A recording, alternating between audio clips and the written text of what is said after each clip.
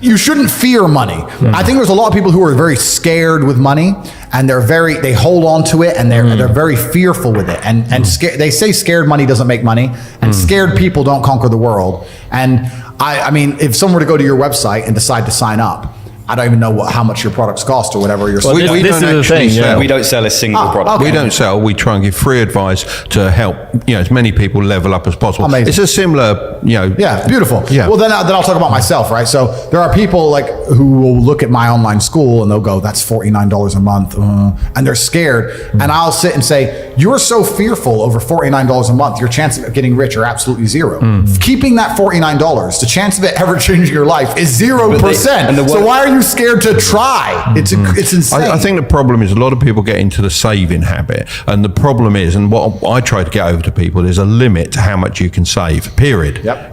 If you earn X amount, there's a limit to what you can save. Yep. There is no limit to how much money you can earn. And you can't, no limit. Completely. And you can't save yourself to a lifestyle. No. And that's the thing. So I have 36 cars, right? Let's take one of them. Let's take the Bugatti. That's 5.2 million. Let's do some easy math. Let's say you make $5,000 a month and you manage to live completely for free. You manage to walk to work for free, eat for free, don't need clothes. Your complete life's free. That's 100 months. How 100 divided by 12, that's 70 something years. You need to work and save for 70 years to afford one of my 36 cars in one of my 7 houses. You can't save yourself to the top. No. You can only earn your way to the top. So the idea of saving money, a safety net, knowing that you can have peace of mind, taking care of your family or your children, all that I understand. But truthfully, your goal when you wake up shouldn't be like, how do I save more money? That's scared. That's fearful. The universe and God does not reward fearful people or cowardice. There's a degree of cowardice in how do I save more, as opposed to the opposite. Well, I'll just go take more. I'll just go make more. I'll just go make more. If it costs me $400,000 to go see Dan Bilzerian, fine. I'll just go make more money. And it's that attitude. It's that entrepreneurial spirit. It's the abundance mindset. It's the abundance mindset. So money for me is a tool, and I get whatever I want. I went shopping in London 2 days ago. I spent, and me and Tristan sat and talked about it, because the coolest thing about being rich is talking about when you were broke. It's the funnest thing. In fact, I'm glad I wasn't born rich, because if I didn't have that, being rich would be boring in many ways. It's only funny because you can talk about the olden days. 100%. So me and Tristan just spent $350,000 on Christmas presents, right? Lovely. Yeah, but you get to the point where money has so little value. Like we walked in, Tristan saw a pair of Jimmy Choo heels, and he's like, "I'll give them to one of his girls or whatever." And he goes, "What's her shoe size?" I go, "I don't know." He goes, what sizes you got?" They go, we got 36 to 39. He goes, "Okay, just give me them. Just give me 11 pairs of the same shoe." Because money, instead of texting her and finding out her shoe size, just give me everything. They locked the front of the store. There's a huge line because me and Tristan are in there. No one else is allowed in, and money for us is a tool to shape the world, and I think that's what a lot of people also don't understand about being rich. You don't want to be rich, you want to be powerful. That's what really is going to satisfy you in your soul. It's the power. It's not the I can afford this, that. That's nice for a while, but really what makes you happy is there's 60 of these Bugattis on earth. Everyone wants one. Who gets one? I do. Because you can't have one. That's the fun of it, right? So it's power you're truly chasing, and if you want to be powerful, you can't be scared to invest money and spend money. A lot of people at home, if they want to make more money, need to invest in themselves. Yeah. They invest in themselves, and maybe they've been taught, well, if I just save. Let me say to everyone here at home, if you are saving less than $10,000 a month, and you're just saving, your chance of being rich is fucking zero. You need to go and do something else and make more. Invest in yourself, get knowledge, pay attention to mentors, start another business, open something. You need to do something, because you're not going to save your way to the top. The average person at home, you're not earning enough to ever save. If you never save 100% of your wage, you're still going to be broke. You have to get to a level of earning. And it's that spirit you need to have when it comes to money. And it truly is the abundance mindset is true. I remember when I was broke.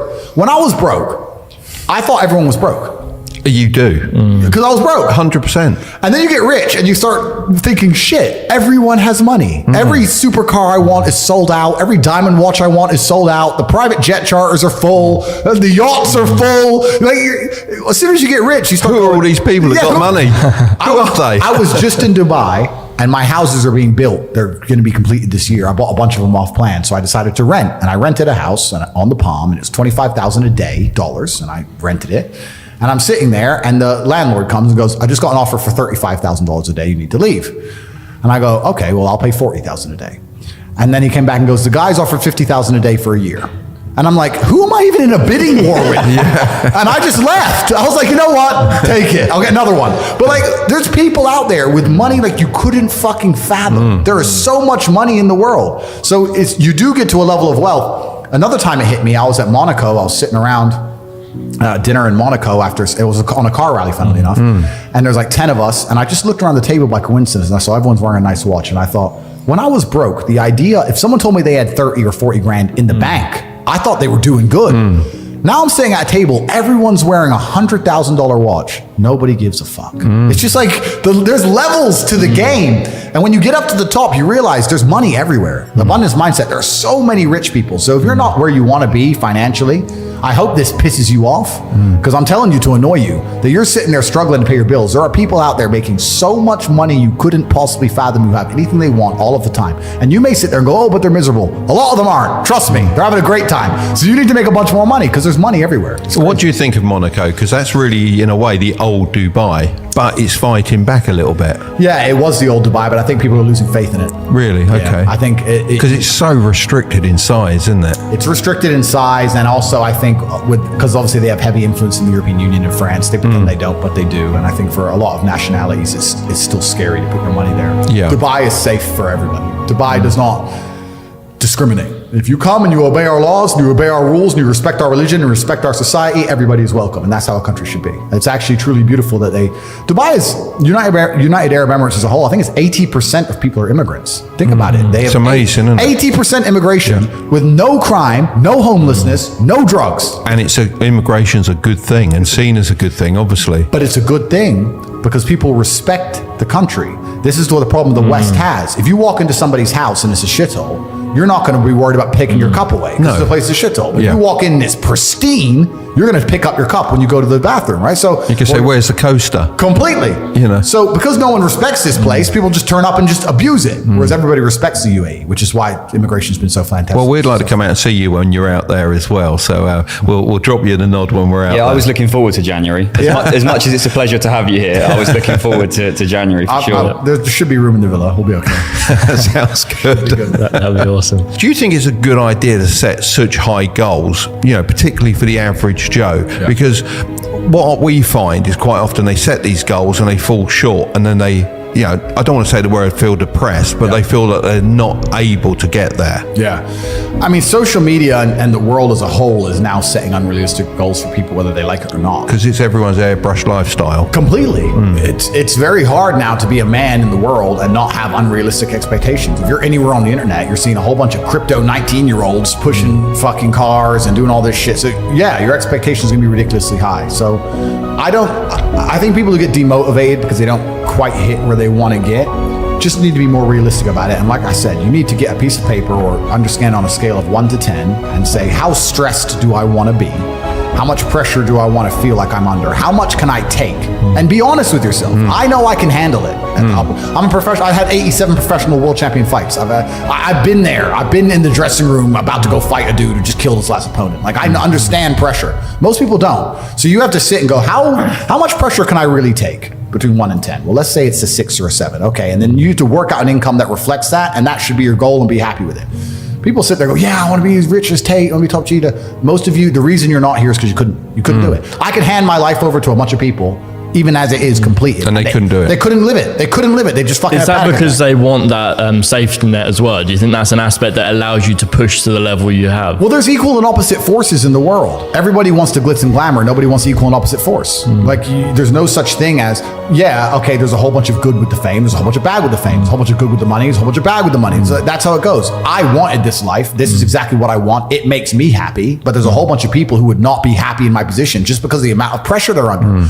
In my last cancellation, we had press trying to find my mother, family members doxxed. My last 20 ex-girlfriends called and offered a bribe, effectively 100,000 pounds to do a negative story on me. None of them turned. Bank accounts frozen, travel bans, all my social media is deleted, all over the news, national news, I'm evil, press releases in the schools saying that I'm bad for young men and I'm misogynistic. Like, most people are not prepared for that level of pressure. I slept fine. Most people would be like, whoa, There are death threats. Like most people can't handle that. I can handle it fine. Most can't. You have to decide what you want to deal with. So when you're setting your expectations, it shouldn't just be about how much money you want to make. It's truly about how stressed and how much pressure do I want to be under. I actually enjoy it. I'm a warrior. I'd be bored in the other way. I want people coming for me. That's what I want. But if you don't want that, then don't build a life that does that. The fear I have is that those that can't take that sort of pressure could actually be plugging into the matrix. They're going to be plugging into the metaverse and having their better life there and living there. Well, yeah, and that's what As they an want. opt-out. Well, yeah, and that's what they want a lot of people to do. But for now, at least, you can't escape the brutal realities of the real world. And I think also that, truthfully, on your deathbed, you're gonna regret all the chances you didn't take. I think, especially as a man, I think we're out here to conquer, and I've always taken a lot of risks. So.